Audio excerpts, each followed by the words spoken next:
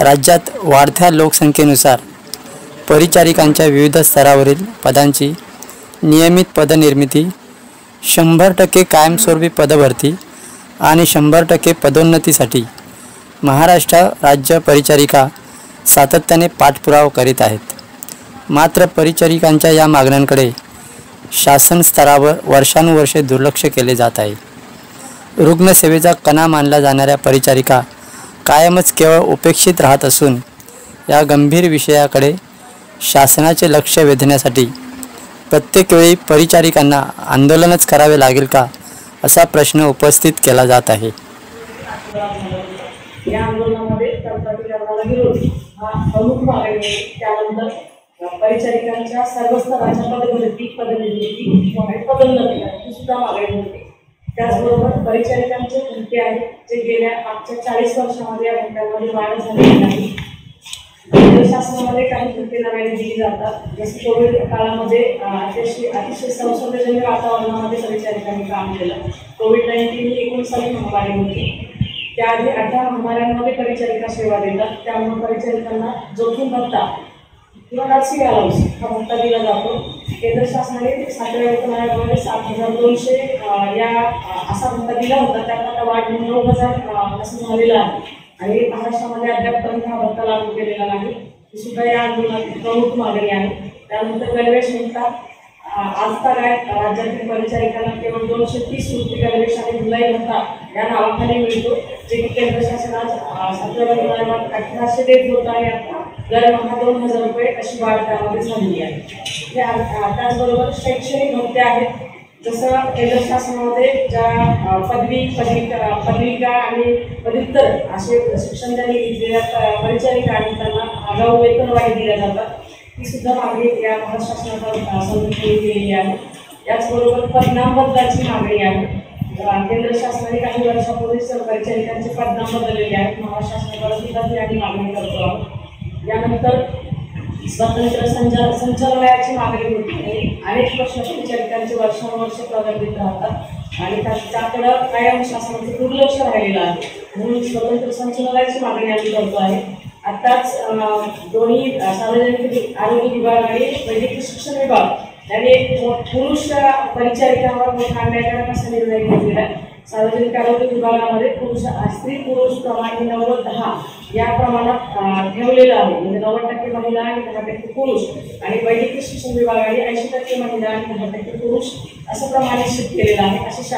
अशी अधिसूचना सुद्धा निर्गमित केलेली आहे, परंतु शिक्षण घेताना हे प्रमाण निश्चित केलेलं नव्हतं आणि हजारो पुरुषांनी आज परिचारिका क्षेत्रामध्ये शिक्षण घेतलेलं आहे आणि ते नोकरीची वाट पाहत आहेत आणि आता त्यांच्यासाठी असं प्रमाण निश्चित करून त्यांच्या एकूणच करिअरवरती किंवा त्यांचं जीवन उद्ध्वस्त होईल असा शासनाचा निर्णय आहे।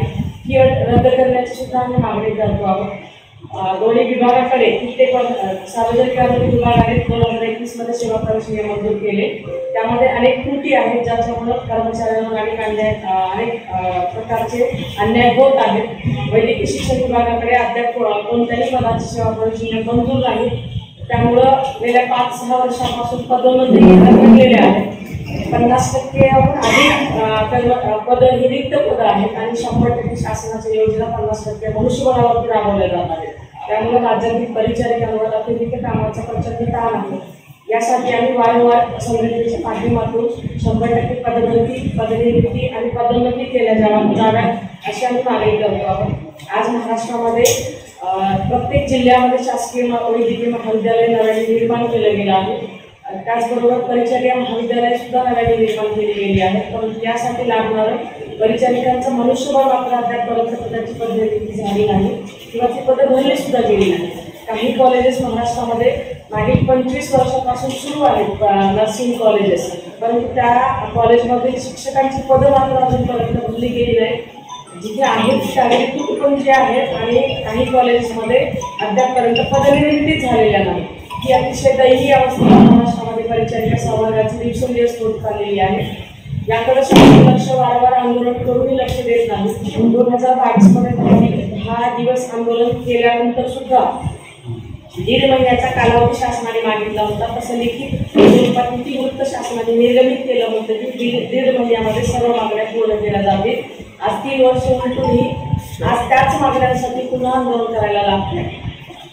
त्यामध्ये अधिक वाढ झालेली आहे, परंतु अजूनही शासनाचं त्याच्याकडे गांभीर्याने लक्ष नाही. 2 दिवसापूर्वी आम्ही वैद्यकीय शिक्षण मंत्री यांची भेट घेतली. त्यांनी केवळ 2 मिनिटांच्या वेळामध्ये चर्चा केली.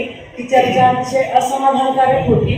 त्यामुळं कुठलंही तोडगा निघणं शक्य नव्हतं. ज्या आर्थिक मागण्या आहेत त्या माननीय मुख्यमंत्री महोदयापर्यंत जाणं गरजेचं आहे. त्यांनी त्या मागण्यांची दखल घेणं गरजेचं आहे. आणि ज्या इतर मागण्या आहेत त्यासाठी सार्वजनिक आरोग्य विभाग आणि वैद्यकीय शिक्षण विभाग या दोन्ही विभागाच्या मंत्र्यांनी एकत्रित बैठक घेऊन निर्णय घेणे गरजेचे आहे. परंतु दोन्ही मंत्र्यांकडे अद्यापपर्यंत परिचारिकांच्या समस्या जाणून घेण्यासाठी वेळ त्यांना मिळालेला नाही. राज्यात परिचारिका रुग्णसेवेचा कणा मानल्या जातात. परिचारिकांशिवाय रुग्णसेवा होऊ शकत नाही किंवा वैद्यकीय संस्था परिचारिकाशिवाय चालवल्या जाऊ शकत नाही.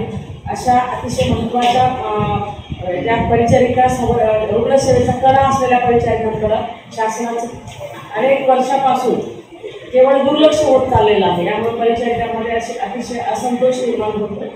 काही बाबी त्या किरकोळ आहेत ज्या की स्थानिक प्रत्येक संस्थेमध्ये आज महाराष्ट्र शासन महिला सक्षमीकरण या नावाखाली लाडकी बहीण, लाडका भाऊ अशा अनेक योजना राबवत आहेत. आणि असं असताना बहुसंख्य महिला कर्मचारी असलेला हा संवर्ग आहे. आणि स्थानिक ज्या संस्थांमध्ये काम करतात महिला, तिथं महिला कर्मचाऱ्यांच्या मुलासाठी पाळणाघराची आवश्यकता आहे. ती अद्यापपर्यंत अनेक वर्ष मागणी करून सुद्धा उपलब्ध झालेली आहे. महिलांना त्यांच्या गणवेशातच सेवा द्यायच्या आहेत, परंतु त्यांना चेंजिंग रूम अद्यापर्यंत उपलब्ध झालेले नाही. कोलकाता प्रकरणानंतर जे विद्यार्थी आहेत, PG करणारे जे विद्यार्थी आहेत किंवा जे संस्थेमध्ये कार्यरत असतात त्यांच्यासाठी 24 तासाच्या आत सगळ्या गोष्टींची पूर्तता केली गेली. त्याचवेळी महिला परिचारिका संवर्गातील कर्मचाऱ्यांसाठी बेसिक सोयी सुविधा संघटनेच्या माध्यमातून मागण्या केल्या गेल्या होत्या, परंतु अद्यापर्यंत अशा कुठल्याही मोठ्यातल्या मोठ्या किंवा छोट्यातल्या छोट्या मागण्यांची पूर्तता झालेली नाही. त्यामुळे आज राज्यातल्या परिचारिकांच्या भावना अत्यंत संतप्त आहेत. जो आत्ताच वैद्यकीय शिक्षण विभागाने 6 जूनला परिपत्रक निर्गमित केलं आहे. पुन्हा एकदा त्यांनी जे रिक्त पद आहे त्यावर कंत्राटी पद्धतीनं भरती करण्याचा निर्णय घेतलेला आहे. हा सुद्धा अत्यंत अन्यायकारक आहे. यामध्ये जे वेगवेगळे स्तर आहेत त्या वेगवेगळ्या स्तरातील 50% अधिक पदं रिक्त आहेत. ते पदोन्नतीनेच भरली गेली पाहिजे. तिथे अशा पदावरती कंत्राटी भरती किंवा तात्पुरत्या प्रभारीवर 50% शासनाचा कारभार सर्वत्र प्रभारी पदावर चाललेला आहे. थांबला पाहिजे आणि परिचारिकांना न्याय मिळाला पाहिजे. यासाठी आम्ही 15 आणि 16 जुलैला आझाद मैदानावर आंदोलन केलं. या काळामध्ये आम्ही रुग्णसेवा विस्कळीत होणार नाही याची काळजी घेतली. त्यानंतर 17 तारखेला आम्ही 1 दिवसाचं काम बंद आंदोलन केलं. या आंदोलनाचं रितसर निवेदन आम्ही वेळेआधी मुख्यमंत्री महोदय आणि महोदयांना प्रशासकीय अधिकाऱ्यांना सादर केलेलं आहे. आणि 18 तारखेपासून आम्ही बेमुदत आंदोलन करत आहोत. या काळामध्ये समाजासाठी किंवा रुग्णांसाठी सामाजिक नीतिमूल्यांची जाणीव घेऊन जिथं कुठं अत्यावश्यक सेवा किंवा विस्कळीत होत आहे, अगर परिचारिकांची गरज भासते आहे, तिथं आमच्या परिचारिका जाऊन सिव्हिल ड्रेसवर तिथे सही न करता त्या रुग्णांची मदत करण्यासाठी किंवा शस्त्रक्रियेसाठी सहाय्य करण्यासाठी आमच्या परिचारिका काम करत आहेत. येणाऱ्या काळात सुद्धा आंदोलन काळात जिथे कुठं अशी आपत्कालीन परिस्थिती निर्माण होईल तिथे निश्चितच परिचारिका सेवा देतील. परंतु जोपर्यंत या सगळ्या मागण्यांवरती समाधानकारक निर्णय होत नाही तोपर्यंत हे आंदोलन अशाच पद्धतीने चालू होणार आहे. ते येणाऱ्या काळामध्ये किंवा शासनाने याची दखल आहे तर ते अधिक तीव्र होईल आणि जी काही महाराष्ट्रामध्ये रुग्णसेवा विस्कळीत होईल आणि वारंवार शासनाला विनंती केलेली आहे की रुग्णसेवेवर याचा परिणाम होऊ शकतो आणि तसं झाल्यास त्या शासन जबाबदार. धन्यवाद. अनेक आंदोलनं केली की शासनाने प्रत्येक संस्थांमध्ये जे रुग्णसंख्येच्या तुलनेमध्ये परिचारिकांची जी आवश्यकता आहे आणि ती वेगवेगळ्या पदाची आवश्यकता आहे ती कायमस्वरूपी भरावी. जी पदोन्नतीने भरायची आहे ती सुद्धा पदोन्नतीने भरण्यात यावी. काही पदांची सेवा प्रवेश नियम नाहीत म्हणून ती नागपूरच्या स्वरूपात चालवली जातात. उदाहरणार्थ महाराष्ट्र शासनाने प्रत्येक जिल्ह्यामध्ये BSc नर्सिंग कॉलेज सुरू केलेलं आहे आणि आज GNM नर्सिंग कॉलेज सुरू होतील. यामध्ये परिचारिका घडवल्या जातात, परंतु तिथं खाते एकच एक पद भरलं गेलेलं आहे. जे प्राचार्य उपप्राचार्य ज्या पदांची आवश्यकता आहे ते अद्यापर्यंत भरले गेलेले नाही. व्याख्यात्मक पद आहे, अधिव्याख्यात्मक पद आहे, ही सुद्धा भरली. आणि जर आहेत तर ती अतिशय कोणकोणची आहेत. महाराष्ट्रामध्ये केवळ 4 पदं आहेत अशी काही उदाहरणं आहेत. किंवा ज्या संस्थांमध्ये पाटील शिक्षणाची पदं भरली गेली केवळ 3 पदं तिथं मंजूर केलेली आहेत आणि विद्यार्थी संख्या त्यावर कितीतरी पटीने जास्त आहे. इथे दोन्हीकडे जिथे शैक्षणिक विभाग आहे तिथेही कमतरता आहे आणि शुश्रूषा आहे तिथे सुद्धा कमतरता आहे. दोन्हीकडे 50% अधिक पदं निघत आहेत किंवा निर्मितीच होत नाही. ही अत्यंत दुर्दैवी परिस्थिती महाराष्ट्रामध्ये आहे. या सर्वच पदासाठी आमच्या शासनाकडे वारंवार मागणी आहे आणि अनेक वर्ष पाठपुरावा करतोय. ज्या पदाची सेवा प्रवेश नियम मंजूर नाही ते मंजूर करण्यात यावे. ते मंजूर करताना त्या राज्यातील संघटना आहेत परिचारिकांसाठी काम करणाऱ्या त्यांचं मत सुद्धा विचारात घेतलं जावं आणि हे सेवा प्रवेश मंजूर करून सर्व पदांनी 100% कायमस्वरूपी भरण्यात यावे. कंत्राटदाराकडून ज्या भरती आज झालेल्या आहेत त्या परिचारिकांची सुद्धा अत्यंत वाईट अवस्था आहे. शासनाला सुद्धा हा खर्च परवडत नाही. त्यांचं मानधन अतिशय तुटपुंज असतं. त्या तुटपुंज मानधन असल्यामुळे त्यांची एका पगारावर भागत नाही. त्यांना दुसरी नोकरी सुद्धा बघावी लागते. दुसरी गोष्ट त्या दोन्हीकडे नोकरी करत असल्यामुळं त्या कर्तव्यावर येतील किंवा नाही येतील याचीही शक्यता कमीच आहे. अशा अनेक समस्या आज स्वच्छता कामगार किंवा जे दक्ष सेवक रुग्णालयामध्ये लागतात त्यांचं मनुष्यबळ काही स्रोतांकडून उपलब्ध करून दिलं गेलेलं आहे. परंतु त्याच्यावर नियंत्रण शासनाचं नाही. त्याला कंत्राटदाराचं नियंत्रण असल्यामुळे त्यांच्याकडून ज्या अपेक्षित सेवा अपेक्षित आहेत त्या पूर्ण होत नाहीत.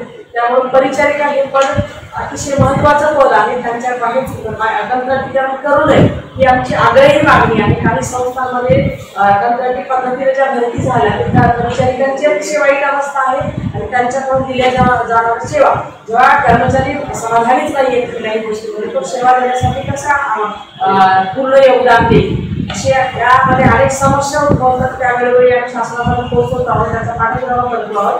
पण त्यावर कसलीही कार्यवाही शासनाकडून केली जात नाही ही अत्यंत दुर्दैवी बाब.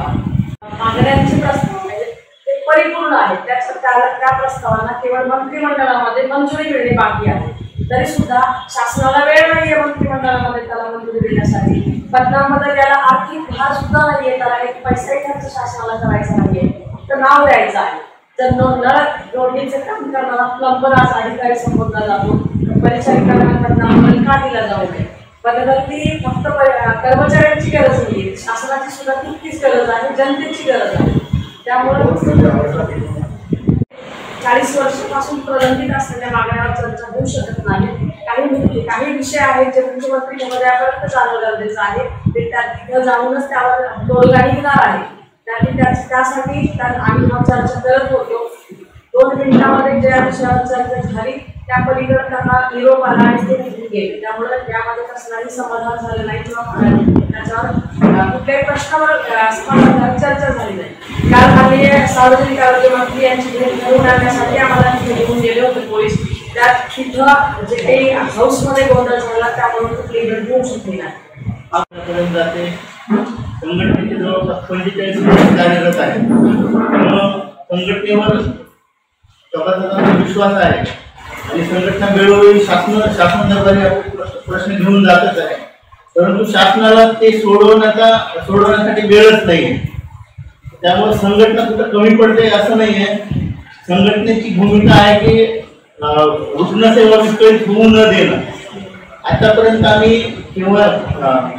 रुग्णसेवा विस्कळीत न करता आंदोलनं केली, निवेदनं केली, परंतु त्यात आमचा काही फायदा झाला नाही. कदाचित रुग्णसेवा विस्कळीत होण्यासाठीच आमच्याकडे लक्ष दिलं जात नाही असं आमची धारणा झालेली आहे. त्यामुळे आम्ही 15-16 तारखेला तरी पण इंटिमेशन म्हणून त्यांना धरणे आंदोलन दिलं. रुग्णसेवा विस्कळीत केली नाही. परंतु 17 तारखेपासून आम्ही पूर्ण काम बंद केलेलं आहे. रुग्णसेवा विस्कळीत होत आहे हे आम्हाला वाईट वाटतंय. परंतु जर आम्ही हे केलं नाही तर आतापर्यंत जे घडलंय तेच पुढे पण होणार आहे. आमच्याकडे लक्ष दिलं जाणार नाही आणि आमचे जे प्रश्न आहेत ते जसं तसे राहतील आमचे असे आम्हाला भीती आहे. ते कुठलं फायनान्सचं पद आहे आणि ते पब्लिक रिलेशनचं पद आहे आणि ते सर्वात महत्त्वाचं म्हणजे ते महिलांचे पद आहे आणि त्यांच्या सगळ्या प्रशासकीय बदल्या ह्या सार्वजनिक आरोग्य विभागामध्ये केल्या जातात. आणि या बदल्या जर नाही केल्या म्हणजे बदल्या केल्या तर त्यांच्यावरती काय त्रास होतो याचे आमच्या महाराष्ट्रातील अनेक नर्सेस त्याचे दुष्परिणाम भोगले. म्हणून आमचं एकच रिक्वेस्ट होती की शासनाच्या त्यामध्ये त्यांचं जाणं येण्यामुळं आणि त्यांच्या घरापासून दूर राहण्यामुळं अनेकांचे संसार विस्कटलेले आहेत. काही जणांचे घटस्फोट झालेले, काही जणांचे जाण्यामुळे अपघात झालेले आणि काही जणांच्या मुलांच्या शिक्षणापासून ते दूर राहिलेले. म्हणजे अनेक दुष्परिणाम आमच्या प्रशासकीय बदली ते कुठल्या पदापद आहे की जे फक्त हे सेवेचं पद आहे आणि त्यांच्या प्रशासकीय बदल्या करून शासनाला काय करायचं. आम्ही असं रिक्वेस्ट करतो की प्रशासकीय बदल्याच्या ऐवजी तुम्ही विनंती व तक्रार यावर आधारित प्रशासकीय बदले अशा पद्धतीचा एक सुखकर मार्ग नर्सेसच्या बाबतीत करावा. जे की क्रिमिनल प्रोफेशन आहे, सेवाभावी प्रोफेशन आहे, यासाठी हा मुद्दा अवलंबावा आम्ही वारंवार रिक्वेस्ट केली. आणि मागे 22 फेब्रुवारी 2024च्या बैठकीमध्ये माननीय सचिव अजय कारोटे यांनी ते मान्यही केलं होतं की आपण नर्सेसचे निराकरण बदल्या करावं. कारण त्यांच्या अनेक बदल्या झाल्यामुळे अनेक समस्या झालेल्या आहेत. त्यामध्ये जेव्हा बदल्या झाल्या तेव्हा त्यांचे जवळपास 10% अपघात झाले प्रवासात आणि त्यामुळे त्यांच्या इंजुरी, त्यामुळे येणारे अपंगत्व, येणारे दुष्परिणाम, कुटुंबावर होणारा परिणाम, हे सगळ्या गोष्टी. कारण त्या कमवत्या व्यक्ती आहेत तर त्यांच्यावरती घर चालतो आणि त्यांच्या प्रशासकीय बदले हे अत्यंत वाईट असे जीएडीचा निर्णय असेल तरी तो चुकीचा आहे. हा फक्त विनंती आणि तक्रारावर आधारित बदल्या कराव्या ही आमची विनंती होती, ही मागणी आमची आहे. त्याचबरोबर विद्यार्थ्यांचं विद्यावेतन हे 2000 म्हणजे एकूण 50 वर्ष झालं वाढलेलं आहे. CNM विद्यार्थी ते शिक्षण घेतात, शिक्षण घेत आपला वेळ ते सेवा देतात. क्लिनिकल एक्सपिरियन्स असेल तर ते सेवा प्रदान करतात. त्यांना 300 रुपये विद्यावेतन आहे आणि ते अद्यापपर्यंत म्हणजे 1970 पासून अद्यापपर्यंत ते वाढलेले नाही. आमची विनंती आहे की विद्यार्थ्यांचं विद्यावेतन वाढावं. नर्सिंग कॉलेजचे प्राचार्य उपप्राचार्य यांची सेवा प्रवेश नियम करावे. या सर्व म्हणजे न्यायिक मागण्या आहेत. आणि बदली हा तर मॅडमने सांगितलं की तो कसलाही वित्तभार न देणारा मुद्दा आहे. त्यांनी आज म्हणलं तर डिक्लेअर केलं तर आम्ही सर्व आनंदी होऊ, जेणेकरून आमचं सामाजिक आणि सामाजिक स्टेटस, वैयक्तिक स्टेटस वाढणार. या मुद्द्यासाठी आम्ही आज मैदानावर शासनाची विनंती आहे की त्यांनी तत्काळ बैठक घ्यावी, जेणेकरून शनिवार रविवार हा 2 दिवस आहे. या काळामध्ये रुग्णसेवा डिस्ट्रिक्ट होणार नाही. तरीही आमचा प्रयत्न असेल की या काळामध्ये जर एमर्जन्सी असेल तर एमर्जन्सी काळामध्ये आमच्या त्या ठिकाणी असलेल्या नर्सेस, जवळ राहणाऱ्या नर्सेस यांनी सेवा प्रदान करण्यासाठी जायचे. पण आपण संपामध्ये सहभागी आहोत तरी पण सेवा द्यायची आहे, जेणेकरून एखाद्या अति तत्काळ परिस्थितीमध्ये, एमर्जन्सी परिस्थितीमध्ये एखाद्याचा जीव जाणार. यासाठीही आमचा प्रयत्न असेल. आणि फक्त काम बंद करून या ठिकाणी सामाजिक भावना दूर करून बसलेलो नाही आहे. आज आम्ही काल पण असं आव्हान केलेले असे काही उदाहरण काल झाले की ज्यांनी आमच्या संपामध्ये आहेत पण त्यांनी सेवा प्रदान केलेली. प्रशासनानं सांगितलं, बोलवलं आणि त्या ठिकाणी यांच्या निदर्शनास आलं की ते स्वतःहून झाले. अशा पद्धतीनं आपल्या मागण्या महात्मा फुले जन आरोग्य योजना आहे, त्याचे बेनिफिट प्रत्येक हॉस्पिटलला मिळतात आणि त्याचा काही भाग सेवा प्रदान करणाऱ्या डॉक्टर आणि नर्सेसना मिळतो. तर त्याचे बेनिफिट्स अद्यापर्यंत महाराष्ट्रातील फार म्हणजे जवळपास 90% रुग्णालयामध्ये कुठल्याही नर्सेसना भेटलेले आणि तो जो पेमेंट आहे ते ॲटलिस्ट ज्यांनी त्या संबंधित काम केलेलं असेल त्यांना त्याचा फायदा मिळावा ही आमची या LJPGY भत्ता आम्ही ज्याला म्हणतो तो मिळत नाही आहे. तो मिळाला तर आमच्या नर्सेसचं भलं होईल आणि त्यांच्या आर्थिक त्यांच्या संसारामध्ये काही आर्थिक देखील तो हक्काचा मुद्दा आहे. तर अशा सर्व मुद्द्यासाठी आम्ही या ठिकाणी बसलेले आपल्या सर्व पत्रकारांमधून भगिनींना आमची विनंती असेल की आमचा हा मुद्दा शासनाकडे पोहोचण्यासाठी प्रयत्न करावा आणि जेणेकरून आधीच्याच नसलेल्या नाटकाप्रमाणे त्यांनी पदनिर्मिती करायला पाहिजे की त्यांनी पदनिर्मिती केलेली नाहीये. आहे त्या नर्सेसवरच जे काही आमचे ICU आहे, NICU जे आहे ते अतिदक्षता विभाग आणि अतिदक्षता विभागामध्ये मानकाप्रमाणे आम्हाला एकाच एक म्हणजे एक पेशंट आणि एक नर्स असं त्याचं मापत असतं आणि त्यावेळेला त्याचं भरल्या जात नाही. तर त्यामुळे काय होतं की त्या मंजूर खाटा ज्यापेक्षा अतिरिक्त खाटा, आता मी एक उदाहरण घेते की सर्व जे वेगळं उदाहरण आहे की गद्दाची समोर होणार आहे 1352 खाटा आहे पण पेशंट जे आहे की अतिरिक्त खाटा तिथे मंजूर झाल्या पण त्यांनी तिथे दाखवल्या नाही आणि ते पण दाखवण्यात येत नाही आणि पदं सुद्धा भरण्यात येत नाही.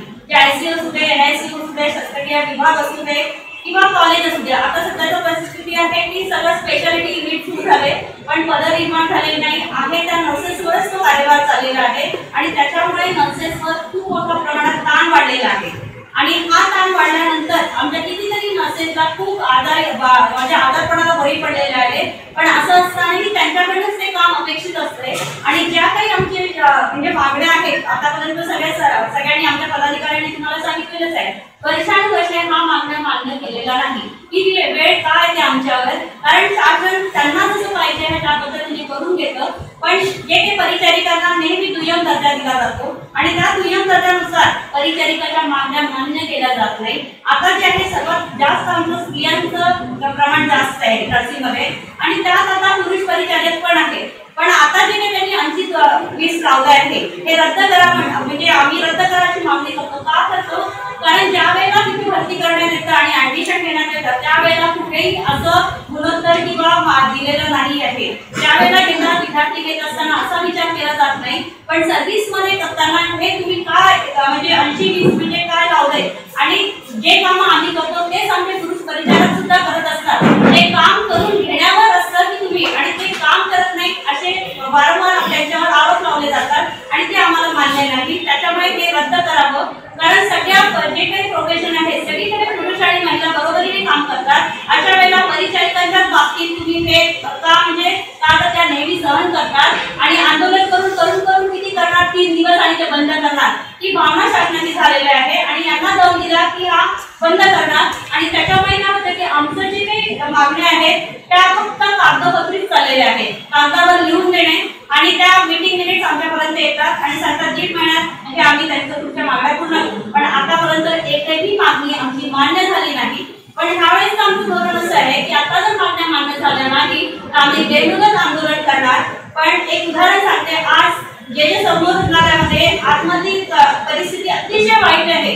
परिचारिका अधिपरिचारिका परिचारिका कोणच कामाला नाहीये पण अतिदक्षता विभागामध्ये अतिशय वाईट कंडिशन आमच्या रुग्णाची आहे. आम्हाला रुग्णाला वेटीस करायचं नाहीये पण असं तरी असताना शासन म्हणजे आमच्याकडे दुर्लक्ष करतंय ही फार खेदाची बाब आहे. असं होऊ नये. आमचा रुग्ण हा दैवत आहे आणि रुग्ण दैवत लक्षात घेता आम्हाला आपल्या मार्फत त्यांच्यापर्यंत असा मेसेज द्यावा की लवकरात लवकर परिचारिकांच्या ज्या काही समस्या आहेत त्याच्यावर तोडगा काढावा आणि तोडगा काढण्यासाठी त्यांच्याकडे विषय आहे. जसं कंत्राटीकरण थांबायचं लगेच ते पत्र रद्द करायचं पण निघू शकतं. पन्नामात बदल शासन निर्णय निघू शकतो. त्याच्यानंतर जे वेतन निवारण आहे ते आम्हाला वेळ द्या, आम्ही वेळेप्रमाणे थांबायला तयार आहे पण ते आमचं निवारण करावं आणि बाकीच्या ज्या काही मागण्या आहेत तुम्ही आम्ही वेळेत पूर्ण करा. आम्ही म्हणत नाही की एका दिवसात आमच्या तुम्ही पूर्ण करा पण ज्या गोष्टी करण्यासारख्या आहेत ते तुम्ही आज सुद्धा करू शकतात पण शासनाला हे करायचं नाही.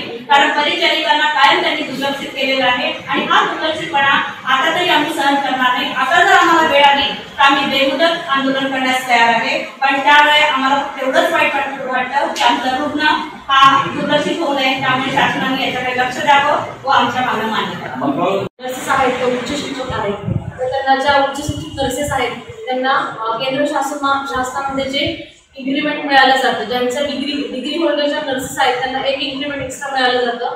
जे पोस्ट ग्रॅज्युएट नर्सेस आहेत त्यांना 2 इन्क्रीमेंट एक्स्ट्रा मिळाले जातात आणि PhD होल्डर आहेत किंवा जे डबल ग्रॅज्युएट आहेत त्या लोकांना 3 इन्क्रीमेंट एक्स्ट्रा मिळाले जातात. जसं ते केंद्र शासनात मिळालं जातं तसं त्याला राज्य शासनात पण तसं मिळण्यात यावं आणि जे उच्च शिक्षित परिचारिका वर्ग आहेत त्यांना वेळोवेळी त्यांचं प्रमोशन करून त्यांना त्यांच्या शिक्षणाला आणि न्याय द्यायला द्यावा आणि जेणेकरून हे याच्यासाठी मागतोय की जेणेकरून भविष्यात आपल्या संस्थेतून चांगले विद्यार्थी नर्सिंगचे विद्यार्थी घडतील आणि ते चांगल्या प्रकारची रुग्णसेवा देऊ शकतील यासाठी आम्ही ही मागणी करत आहोत.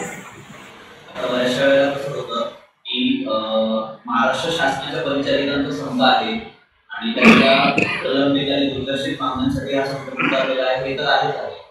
पण एक सर्वव्यापी विचार केला सर तर ह्याच्यामध्ये फक्त शासन सेवेमध्ये असलेल्या परिचारिकांचा फायदा नाही आहे.